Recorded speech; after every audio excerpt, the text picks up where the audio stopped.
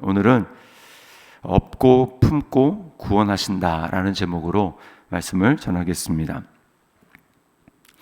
자, 먼저 계속해서 우리가 이사야 지금 살펴보고 있는데 반복되는 것이 하나님과 우상에 대해서 계속 대조를 하고 있습니다. 하나님 얘기하다가 또 우상 얘기하고, 우상 얘기하다 하나님 얘기하고, 계속 지금 그렇게 반복이 되고 있어요. 자, 먼저 오늘 우상은 짐만 될 뿐이라고 이야기를 합니다. 오늘 1, 2절 그리고 6, 7절 거기서 말씀을 합니다. 자, 1절에 보니까 지금 이게 어떤 상황이냐면 벨과 느보라고 하는 이 우상 신은 바벨론의 대표적인 신입니다. 그런데 이 바벨론이 지금 바벨론 다음에 일어날 나라가 바사라고 하는 나라잖아요. 바사, 페르시아. 거기에 초대 왕이 고레스라고 하는 사람입니다. 근데 이 바벨론, 영원할 것 같았던 그 바벨론이 지금 멸망을 당하는 그런 상황, 쫓기고 있는 그런 상황입니다. 그러니까 지금 나라에 전쟁이 났으니까 중요한 것들을 챙겨서 피난 가고 도망가고 그러지 않습니까? 지금 그런 상황을 묘사하고 있는 거예요. 자, 그래서 1절에 보니까 벨은 엎드러졌고 느부는 굽으로 졌도다. 왜 그렇게 됐습니까? 서 있던 그 신상을 이제 사람들이 옮기려고 그래도 이 짐승에다가 이렇게 이제 싣는 것이죠. 그들의 우상들은 짐승과 가축에게 실렸으니 너희가 떠매고 다니던 그것들이 피곤한 짐승의 무거운 짐이 되었도다. 지금 짐승에, 안 그래도 짐승도 얼마나 많은 짐을 지고 가겠습니까? 피곤하고 굉장히 힘든 상황인데 거기에 더해져서 우상까지, 그들이 섬기는 우상까지 더해져서 지금 우상을 싣고 가는 그런 장면이 얼마나 참 아이러니합니까? 그렇게 섬기고 빌고 그랬던 그 우상이 아무런 힘이 없이 지금 넘어져 있는 상태로 이렇게 끌려가는, 그걸 지금 눈으로 보여주고 있는 거예요. 자, 2절에 그들은 구부러졌고 그들은 일제히 엎드러졌으므로, 이 우상을 말하는 것입니다. 그 짐을 구하여 내지 못하고 자기들도 잡혀가느니라, 갔느니라. 우상이라면 어떻게 됩니까? 살아있는 신이라면 뭔가 힘과 능력을 발휘해야 되지 않습니까? 그러나 지금 아무런 힘도 발휘하지 못하고 오히려 짐만 되고 있는 그런 상황을 보여주는 거예요. 자, 이런 일이 왜 있습니까? 이게 바로 우상의 실체라는 것이죠. 우상. 그 우상은 사실 사람들이 만든 거잖아요. 어떻게 합니까? 우상이 사람들에게 무엇인가를 주는 것이 아니고 사실은 사람들이 우상에게 주어서 만든 거예요. 그래서 6절에 보면 주머니에서 금을 쏟아내며 은을 저울에 달아 도금장에게 주고 그것으로 신을 만들게 하고 그것에게 엎드려 경배하며. 네. 이게 바로 우상의 실체라는 것입니다. 우상이 뭔가를 창조해내고 뭔가를 하는 것이 아니라 오히려 그것을 만든 사람이 우상에게 뭔가를 투자해서 만드는 것이죠. 7절에 보면, 그래서 끝에 중간 이후에 보면 능히 움직이지 못하며 그에게 부르짖어도 능히 응답하지 못하며 고난에서 구하여 내지도 못하느니라, 이렇게 이야기를 합니다. 자, 이 하나님과 우상이 너무나 대조가 되고 있죠. 저는 이 우상과 하나님, 이걸 대조 속에서 항상 떠오르는 장면은 엘리야와 바알 우상 선지자들의 이 불 내리는 그 장면, 그 장면이 떠오릅니다. 거기 보면 바알 선지자가 450명이나 모였어요. 모여서 아침부터 시작해서 저녁 소재 드릴 때까지, 그러니까 하루 종일이죠. 하루 종일 그들이 어떻게 합니까? 바알이여 불을 내리소서. 아무리 바알의 이름을 불러도 대답도 없고 미동도 없고 아무런 변화가 일어나지 않습니다. 그러다 나중에 급기야는 이 몸에 자상을 내고 이렇게 막 이제 학대하죠. 피를 흘리면 이 바알이 우리를 불쌍히 여겨줄까봐 그렇게 피를 흘리지만 아무런 소리도 없고 아무런 일도 일어나지 않습니다. 그게 바로 우상이에요. 자기가 만들었는데 어떻게 자기를 도와주겠습니까? 그러나 하나님은 어떻습니까? 하나님은 엘리야가 딱 몇 문장, 한 두세 문장으로 기도했습니다. 하나님이 살아계신 것과 내가 하나님의 선지자가 되었다라는 것을 보여주소서, 불러 응답하소서, 이렇게 기도했는데 바로 하늘에서 불이 내렸어요.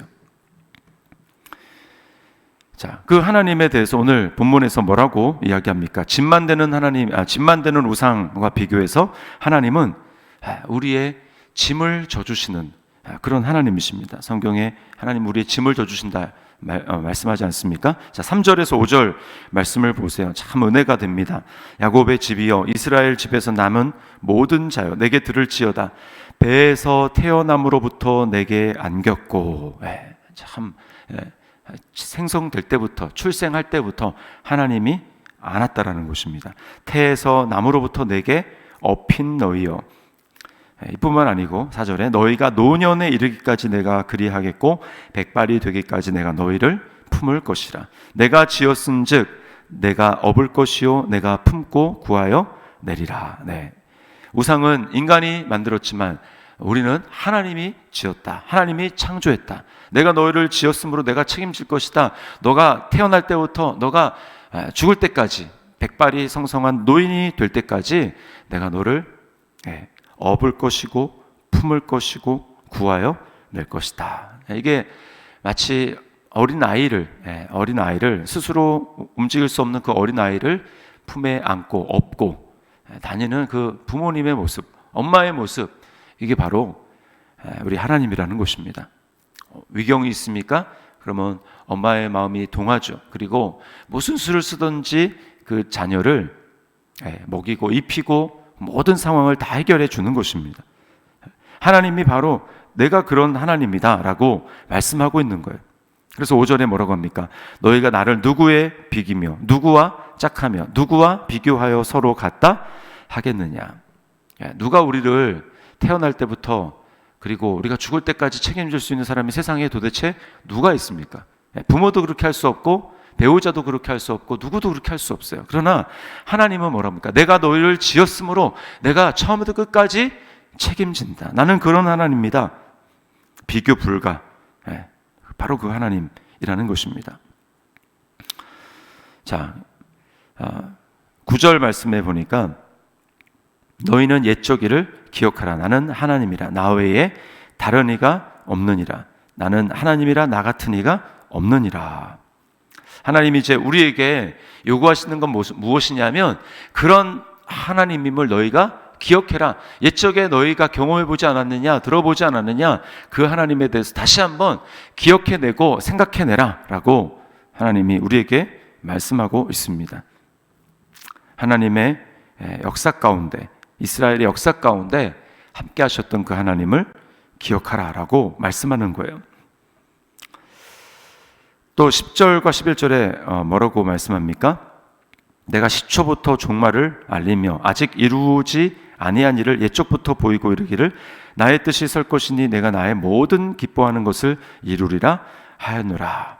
하나님은 다 이루신 하나님이라는 거예요. 처음부터 끝을 말씀하시고 이루시는 하나님. 일례를 들어보면 아브라함을 하나님을 부르시잖아요. 아브라함을 부르셔서 그에게 언약을 베푸십니다. 구약은 끊임없이 하나님이 약속을 하시는 거예요. 그리고 신약은 그것을 그리스도 안에서 다시 성취되는 것을 보여주는 것입니다. 특별히 그 아브라함 부르실 때 보면 하나님 아브라함에게 언약을 주실 때 뭐라고 합니까? 너의 후손을 내가 하늘의 별과 같이 많아지게 하겠다. 그리고 그 후손들에게 땅을 주겠다. 가나안 땅을 주겠다. 그렇게 말씀하시죠.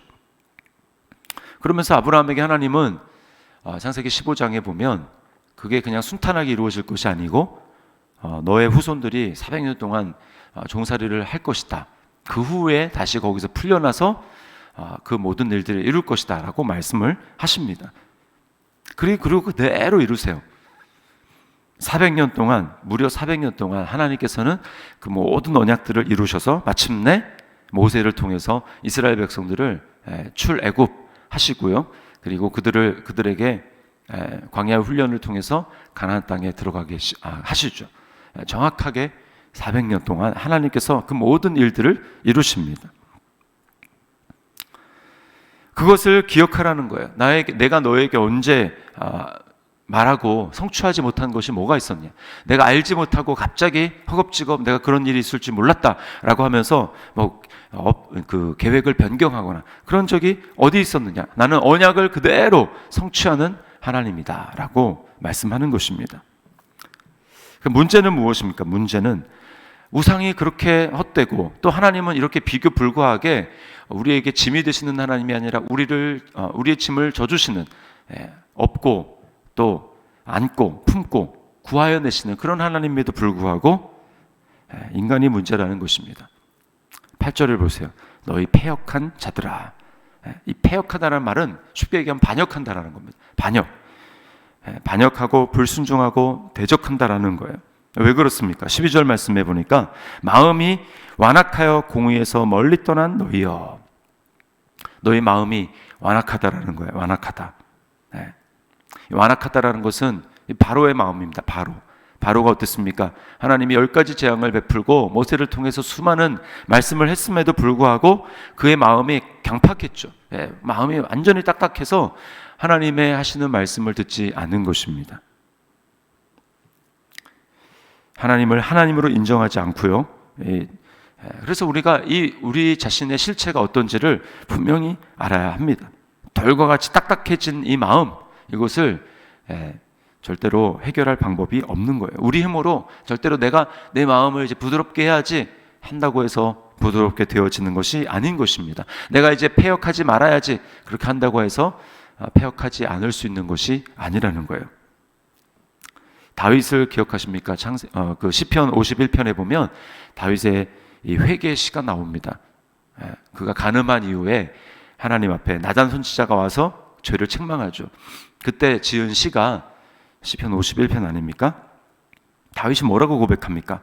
내가 죄악 중에 출생했다. 모친이 나를 죄 중에 낳았다. 내가 태어날 때부터 죄인이라는 것입니다. 그래서 하나님 앞에 철저하게 뭐라고 고백합니까? 하나님, 내 안에 정한 마음을 창조하여 주십시오 라고 하나님 앞에 기도합니다. 내 안에 깨끗한 마음, 내가 스스로 깨끗하려고 할 수가 없습니다. 하나님께서 마치 이 세상을 창조하듯이 제 마음에도 그런 깨끗한 마음을 하나님이 창조해 주셔야 합니다라고 하나님 앞에 간절히 간구하고 있는 모습을 보게 됩니다. 그게 바로 진짜 자신의 실체를 깨달은 사람의 고백입니다. 하나님, 내 안에는 정한 깨끗한 마음이 없습니다. 내 안에 하나님 깨끗한 마음을 창조하여 주십시오. 하나님이 하셔야 된다라는 것입니다. 오늘 본문에서도 하나님이 그렇게 말씀하세요. 13절 말씀입니다. 내가 나의 공의를 가깝게 할 것인즉, 12절 끝에는 공의에서 너희가 멀리 떠났기 때문에 13절에 내가 나의 공의를 가깝게 할 것인즉 그것이 멀지 아니하나니 나의 구원이 지체하지 아니할 것이라. 내가 나의 영광인 이스라엘을 위하여 구원을 시온에 베풀리라. 하나님께서 너희는 공의에서 멀리 떨어지고 마음이 완악하여서 패역을 하고 반역을 하고 그렇게 하지만 나는 너희가 멀어진 그곳에서 나는 나의 공의를 가깝게 할 것이다. 너희에게 공의를 가깝게 해줄 것이다 라고 말씀합니다. 이렇게 해서 여러분, 때가 되매 우리에게 오신 분이 우리의 의가 되신 예수 그리스도입니다. 우리에게 가까이 오신 분, 우리가 멀리 떨어져서 의가 없는 우리를 위해서 우리의 의가 되어주시고 우리에게 공의가 되시기 위해서 가까이 오신 분, 그분이 바로 예수 그리스도예요. 주님은 우리를 십자가로 데리고 가셔서 십자가에 못 박으셨습니다. 십자가에 못 박을 때 우리의 이 돌과 같은 이 반역하는 마음이 다 죽었어요. 죽고 그리고 그리스도가 우리를 성령의 능력을 함께 부활하실 때 우리를 함께 일으키셨습니다. 그래서 주님의 마음을 우리에게 주셨어요. 주님의 마음. 우리가 날마다 이것을 기억해야 합니다. 부드러운 마음을 유지하며 사는 길은 바로 이것을 기억하며 하나님 앞에 기도하는 것입니다. 나의 인생의 모든 짐을 우상이 아닌 주님께 맡기고 주님께 기도하는 거예요. 시편 68편 19절 말씀에 날마다 우리 짐을 지시는 주 곧 우리의 구원이신 하나님을 찬송할지로다 라고 말씀합니다. 그리고 베드로전서 5장 7절 말씀, 너희 염려를 다 주께 맡기라. 이는 그가 너희를 돌보심이라. 우리는 의가 없지만 하나님의 의에서 멀리 떠난 우리였지만 그리스도께서 하나님으로부터 나오셔서 우리의 의가 되어주셨습니다. 우리의 생명이 되어주시고 우리의 구원이 되어주셨습니다. 그러므로 오늘 어떻게 우리가 살아야 할까요? 헛된 사람, 헛된 세상, 또 어떤 것에 호흡이 없고 나를 도와줄 수도 없고 부르짖어도 아무런 대답이 없는 그 사람, 또 그 누군가, 그 무엇, 거기에 우리 소망을 두고 있는 것이 아니라 우리 주님께 기도할 때 너는 내게 부르짖으라 라고 말씀하지 않습니까? 우리 주님께 우리의 모든 것들을 아뢰고 하나님의 살아계심을 경험하는 그런 한 날이 될 수 있기를 주님의 이름으로 축원합니다. 기도하겠습니다. 주님, 오늘 우상과 하나님 자신을 비교하시면서 아버지, 태에서 날 때부터 하나님이 우리를 안으시고 품에 안으시고 업으시고 또 위기 상황이 될 때마다 구하여 내셨다고, 건져내셨다고 오늘 말씀하고 있습니다. 주님, 날마다 우리의 인생의 짐을 홀로 두는 것을 원치 않으시고 우리 인생 가운데 찾아오시고 성령을 우리 마음 가운데 주셔서 아버지, 날마다 정말 하나님을 보게 하시고 또 주님과 동행할 수 있는 놀라운 은혜와 특권을 주심을 감사합니다. 오늘 그 주님을 더욱 바라보며 의지할 수 있도록 인도하여 주시옵소서. 헛된 어떤 나에게 끝까지 도움이 되지 않는 주님, 우상을 의지하는 것이 아니라 오직 하나님 한 분만을 의지하며 그분에게 나의 삶을 맡기며 내 짐을 맡기며 기도하며 나아가는 우리의 삶이 될 수 있도록 인도하여 주시옵소서. 그래서 오늘도 하나님을 경험하는 한 날이 될 수 있도록 인도하여 주시고 살아서 생생하게 역사하시는 그 주님과 함께 동행할 수 있도록 인도하여 주시옵소서. 주님, 우리 안에 예수님으로 충만할 수 있도록 우리에게 은혜 베풀어 주시기를 간절히 사모하며 예수님의 이름으로 기도드리옵나이다. 아멘. 하늘에 계신 우리 아버지여, 이름이 거룩히 여김을 받으시오며 나라의 마옵시며 뜻이 하늘에서 이룬 것 같이 땅에서도 이루어지이다. 오늘날 우리에게 일용할 양식을 주옵시고 우리가 우리에게 죄 지은 자를 사하여 준 것 같이 우리 죄를 사하여 주옵시고 우리를 시험에 들게 하지 마옵시고 다만 악에서 구하옵소서. 대개 나라와 권세와 영광이 아버지께 영원히 있사옵나이다. 아멘.